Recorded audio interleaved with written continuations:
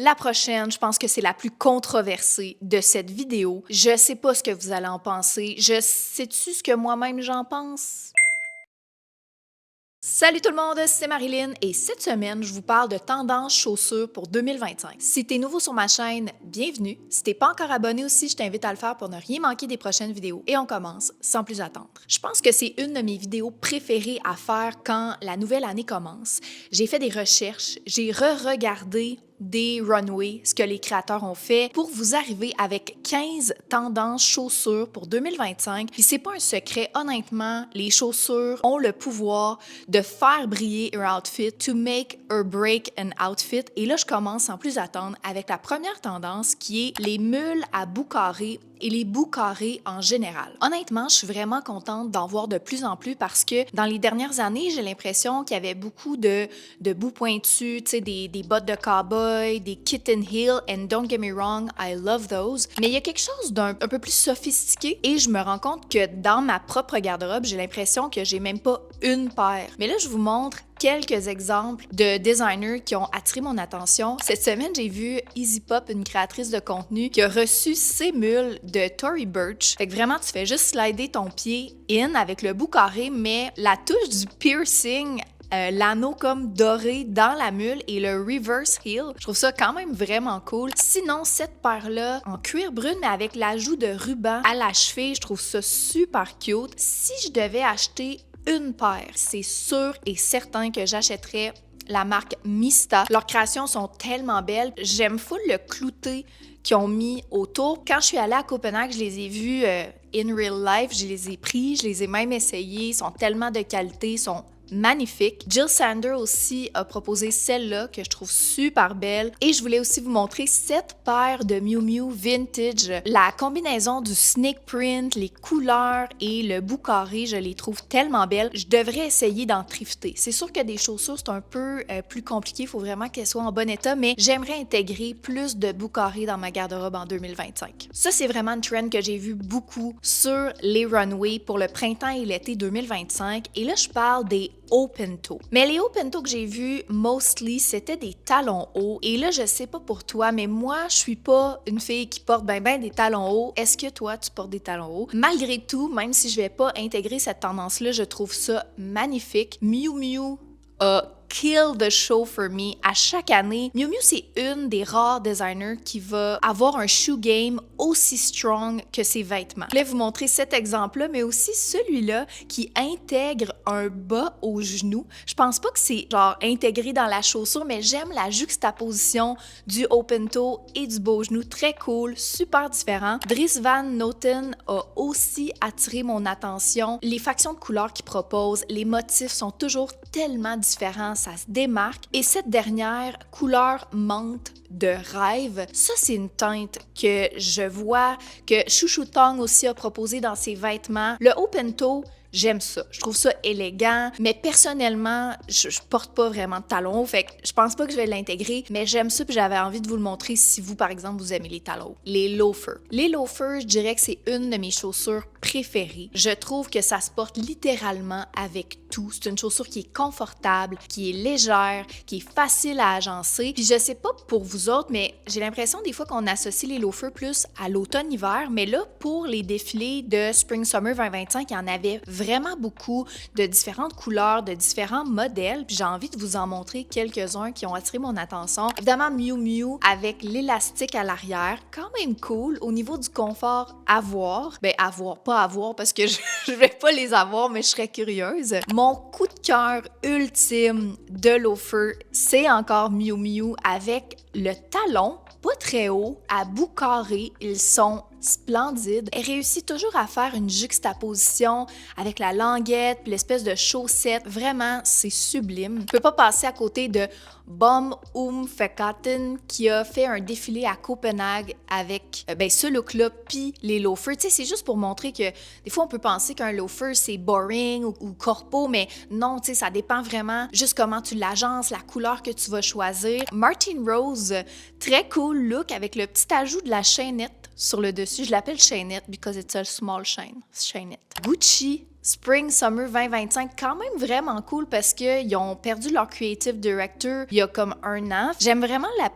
l'ajout de la plaquette à l'avant, très cute. Sinon, le moment, selon moi, le plus iconique, en fait, le look le plus iconique du défilé de Prada, c'est celui-là. Les genres de grosses lunettes, le foulard sur la tête, mais je vais attirer votre attention sur les loafers encore une fois. On peut penser que le loafer est bien trop boring pour le look, mais non, ça fit parfaitement. Et je termine en vous montrant mes propres loafers que j'ai pris sur Cézanne. Mon conseil, OK, mon conseil ultime, si ça vous tente de vous en acheter, prenez-les en cuir. Prenez quelque chose de qualité. J'avais la discussion hier avec Alex sur le marketing around le cuir vegan. On peut-tu se le dire? Dans le fond, du cuir vegan, c'est du plastique. Puis il n'y a rien de pire qu'avoir ça d'un pied. Tu vas avoir chaud, ça va craquer, ça va pas durer longtemps. Honnêtement, si vous avez envie d'acheter une paire de loafers, moi, je vous conseille d'aller vers du cuir. Comme je vous dis, moi, j'ai pris les Cézanne noirs en cuir verni. Je suis full contente de mon achat. Si je devais avoir une deuxième paire, probablement que j'irais vers du brun. Ouais, c'est ce que je ferais. La prochaine tendance, c'est les retro sneakers. Fait que vraiment des espadrilles qui ont un look rétro. Honnêtement, je sais pas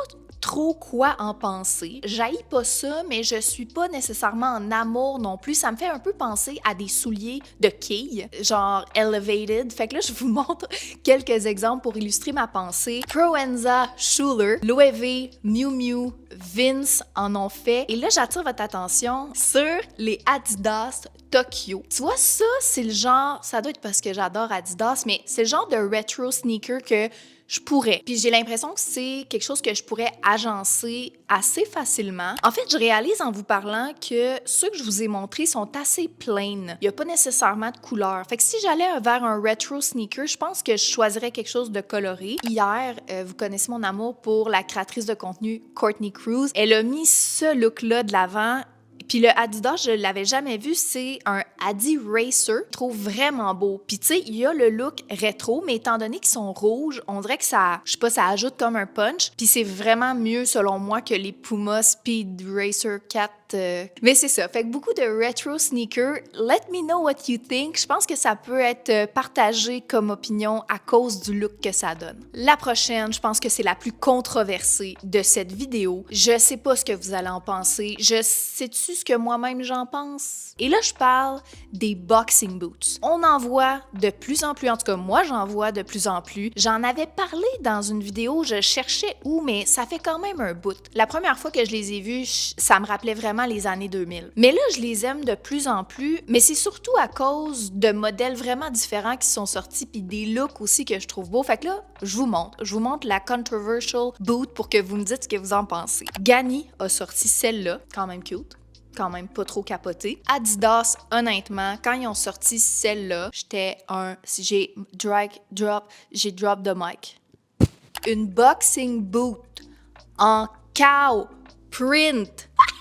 Honnêtement, j'ai vu beaucoup de mes fashion girlies sur Instagram unboxer la botte et créer des looks. Elle est malade, cette botte-là. Elle est fucking belle. J'ai l'impression que tu peux garder ça pour la vie. Je voulais vous montrer une coupe de looks que j'aime, comme celle-là. Tu vois, la boxing boot ici est quand même vraiment plus haute et presque à la mi-mollet. Tu vois, elle est agencée avec une jupe, elle est vraiment dans les mêmes teintes, là, plus kaki, avec une jupe portefeuille, une petite veste. Tu sais, vraiment décontractée. Je sais pas à quel point t'as chaud avec ça, mais j'adore le look. Ici, une boxing boot assez simple, noire. On dirait une Adidas. On dirait un SL72 en boxing boot. J'aime le fait qu'elle a wrap around les lacets avec sa jupe blanche, typique de t-shirt gris avec un hoodie noir. Très cool. J'avais envie de vous montrer aussi celle-là. Honnêtement, Christian Dior Spring 2025, je sais même pas comment la classer parce que on dirait le bas d'une boxing boot, mais ils ont fait un bas en cuir au-dessus du genou. Je sais pas si je les aime. Je voulais juste vous les montrer. Et finalement, celle-là de Stella McCartney, toute blanche avec les espèces de... Elle a fait comme des fringes en arrière, mais c'est des lacets blancs. Ça, honnêtement, je les trouve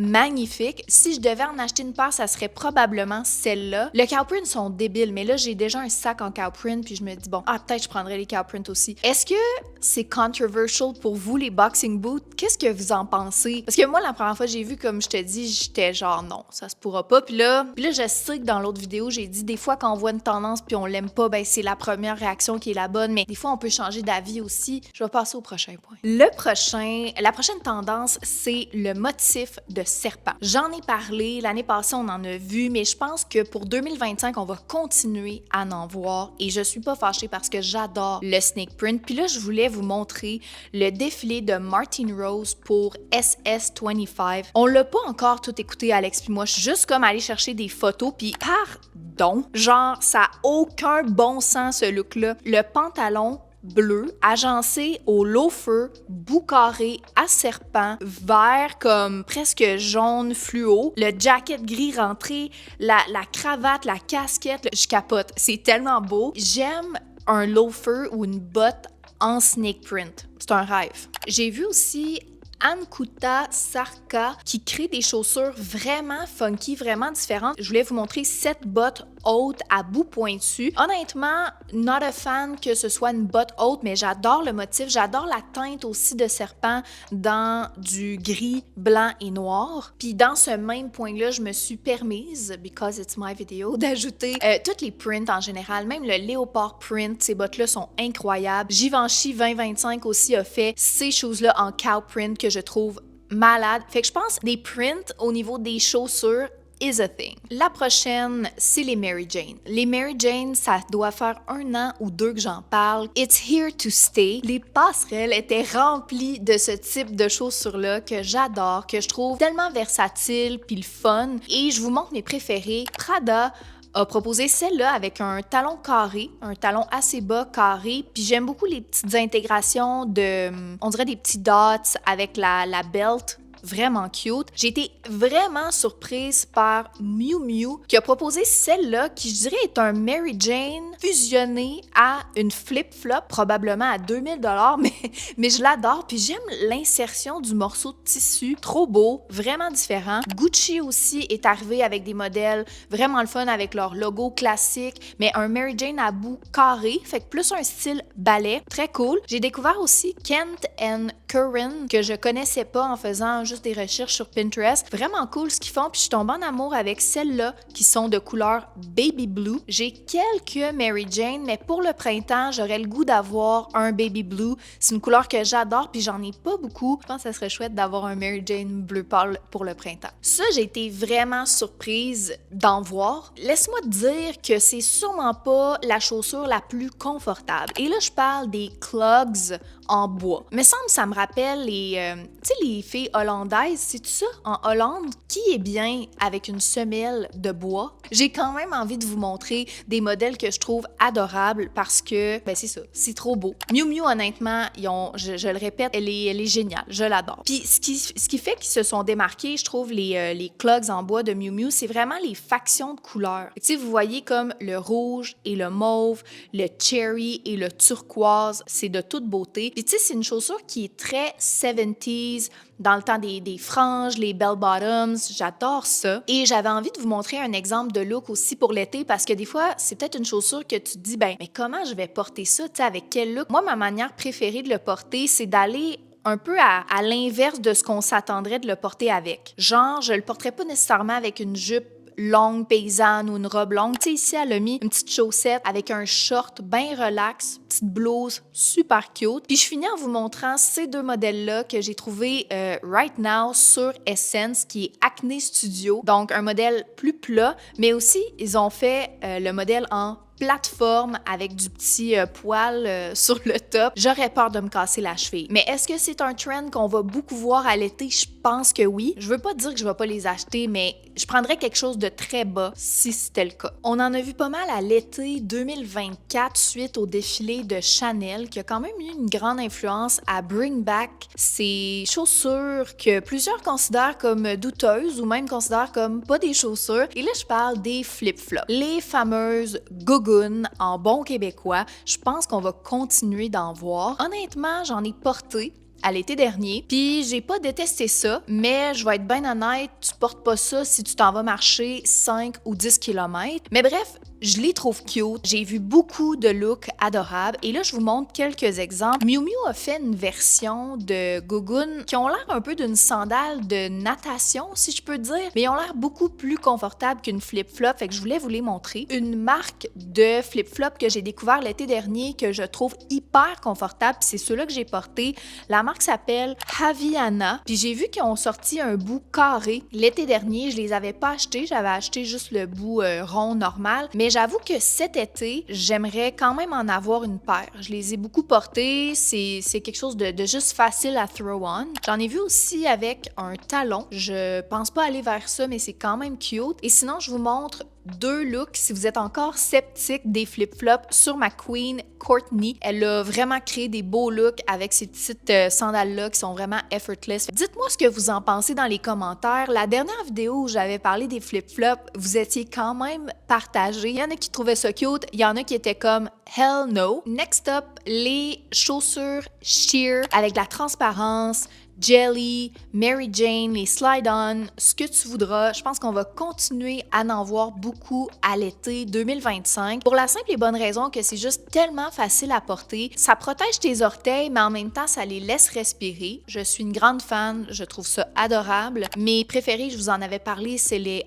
Alaïa qui sont beaucoup trop chers. Tu vois, l'été dernier, j'en ai pas acheté. Je me faisais une tête, on dirait que je voulais pas nécessairement dépenser là-dessus, mais je les trouve encore vraiment cute. Fait que peut-être que je pourrais m'acheter un Mary Jane comme en filet. Je sais que Maguire en avait fait, je trouvais vraiment cute puis quand même abordable pour la qualité. Fait que peut-être que cet été, je vais me laisser tenter. La prochaine, les chaussures Clarks. J'en ai vu beaucoup en 2024, puis je pense qu'on va continuer d'en voir de plus en plus. D'ailleurs, Alex a acheté une paire en beige, puis quand il les porte, je le trouve très, très cutie. Si j'y posais la question, est-ce qu'il est content de son achat? T'es-tu content de ton achat? Il est comme pas sûr. On dirait qu'il les a pas tant portés, puis quand il les met dans ses pieds, il se sent weird. Bref, tout ça pour dire que moi, honnêtement, j'adore cette chaussure-là. Même l'été, c'est vraiment cute, avec une jupe, avec un baggy jeans. Comme je vous dis, j'adore les voir aussi porter sur n'importe qui, homme, femme, whatever. Je trouve que c'est effortlessly cool. Pour les avoir essayées, celles d'Alex, c'est des 12, même si je porte du 7, sont quand même très cosy, très confortables. On dirait que tu as le pied dans une pantoufle. Est-ce que je vais m'en acheter? Je pense que non, parce que j'ai une autre option qu'il faut que je vous parle plus loin. La prochaine, je peux pas croire que c'est sur ma liste, puis je peux pas croire que je suis en train de vous parler de ça. C'est une chaussure,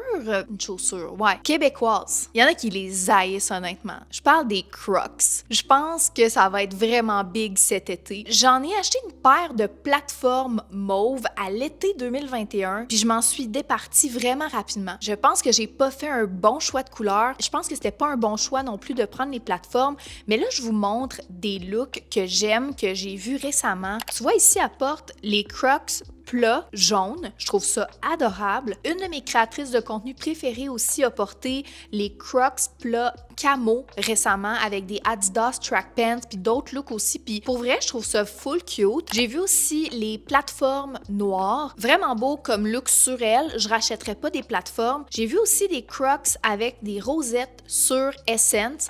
Quand même cool. Mais là, c'est ça. Les Crocs, c'est controversé dans le sens que j'ai lu l'autre fois sur Internet quelqu'un qui a marqué « Quand tu portes des Crocs, t'as give up on life ». Puis moi, je suis pas d'accord. Ça dépend comment tu les portes. Oui, des fois, on dirait qu'il y a des gens qui ont give up on life. Je comprends ce que vous voulez dire, mais genre, j'ai pas le choix d'être honnête puis de dire que j'ai vu des looks vraiment cute sur Instagram. Je suis quand même tentée de m'en racheter une paire, mais comme je te dis, si j'en rachetais, c'est sûr que je prendrais les plats. Puis les camos, ils me tentent quand même. La seule affaire, c'est que tu peux pas porter des Crocs pas de bas, là. Ça te scrape le tout de pied. On dirait que tu marches sur une râpe, là. Parce que, il y a comme des petits points, genre... d'un Crocs. Ça coûte pas une fortune. Peut-être que je vais me laisser tenter. Est-ce que vous capotez, genre? Est-ce que vous haïssez les Crocs? C'est quoi votre avis là-dessus? Dites-moi tout. La prochaine, c'est ma chaussure de rêve. Ma chaussure de rêve que je possède pas, la gang, pour la simple et bonne raison que toutes les chaussures sont plus de 1000 $. Fait que c'est un gros investissement. Les Tabby Shoes qui ont été lancés par Martin Margiela il y a 35 ans, à chaque fois que je vois quelqu'un porter des Tabby Shoes, je trouve ça tellement beau, tellement unique, tellement différent. Et je suis tombée sur cette vidéo cette semaine sur Instagram de Elle France qui explique l'histoire des Tabby Shoes. Je sais pas si ça vous intéresse, mais en tout cas, je vous mets un extrait de la vidéo, puis sinon, je vous mettrai le lien en barre d'infos. Je vous montre des looks avec les Tabby Shoes que j'adore. Ces Mary Jane-là sont tellement beaux. Je les adore aussi porter avec des track pants. Je les ai vus en rouge. Sinon, ce style-là, vraiment beau. La fille, en été, elle a des bracelets à la cheville puis elle porte les Mary Jane. J'adore ça. Puis quand je vais en avoir une paire, j'ai pas dit si je vais en avoir une paire. Quand je vais en avoir une paire, c'est sûr que je vais faire une photo avec de quoi dans la craque d'orteil. Je trouve ça trop cute. J'adore ça aussi sur autant les hommes que les femmes. Et mon rêve, c'est de faire cette petite vidéo d'Alex et moi qui portons les Tabby Shoes. Qui s'aimons. Honnêtement, c'est même pas... Tu sais, je le mets dans trend parce que j'en vois de plus en plus, mais c'est devenu... C'est une chaussure iconique. Puis je sais pas si vous saviez, mais ça prend un bas spécial pour mettre dedans. Les chaussettes, c'est le fun, ils coûtent 100 $. Je les adore. La dernière tendance de cette vidéo, c'est les boat shoes. Tu sais, la marque Sperry, on va en voir de plus en plus. Déjà l'été dernier, il y en avait beaucoup. J'étais quand même incertaine par rapport au look, mais là, j'en vois de plus en plus, puis j'aime ça. Tu sais, c'est sûr, c'est une chaussure qui est hyper confortable et pratique. L'été aussi, j'aime vraiment plus ça parce qu'on voit mieux la chaussure. Tu sais, avec un short, avec une jupe, une robe, c'est vraiment effortlessly cool. Et là, je vous montre quelques looks. Tu sais, Courtney, justement, l'été dernier, elle en portait, puis c'est vraiment adorable. Miu Miu aussi a sorti sa version de boat shoes que j'adore. Et là, récemment, je suis tombée sur ce boat shoe plateforme que Timberland a sorti, puis je les trouve vraiment cute. La seule affaire, c'est que j'ai l'impression qu'ils sont probablement très lourds. Mais bref, je les trouve beaux. Puis je vous montre deux exemples de looks de filles qui les portent, puis c'est ça, je les adore, sont vraiment mignons. Mais là, je vous disais que j'achèterais pas de Clarks parce que peut-être que j'achèterais un boat shoes. Je prendrais un brun foncé. Puis ce que j'aime aussi de cette chaussure-là, c'est qu'elle est en vrai cuir. Fait que je vais être confortable, ça respire. Puis je pense que c'est quelque chose que je pourrais porter pendant des années. Fait qu'à voir, je vais vous tenir au courant si je les achète et comment je vais les porter. C'est ce qui conclut ce vidéo des 15 tendances chaussures pour 2025 et là, j'ai vraiment envie de vous entendre en commentaire. Dites-moi ce que vous pensez des Crocs, des flip-flops, de ce que vous voulez. Peut-être aussi que j'ai pas nommé votre tendance préférée chaussures. Écrivez-moi, ça peut être une marque, un modèle. N'oubliez pas de vous abonner si c'est pas encore fait et on se dit à vendredi prochain pour une nouvelle vidéo, la gang! Bye bye!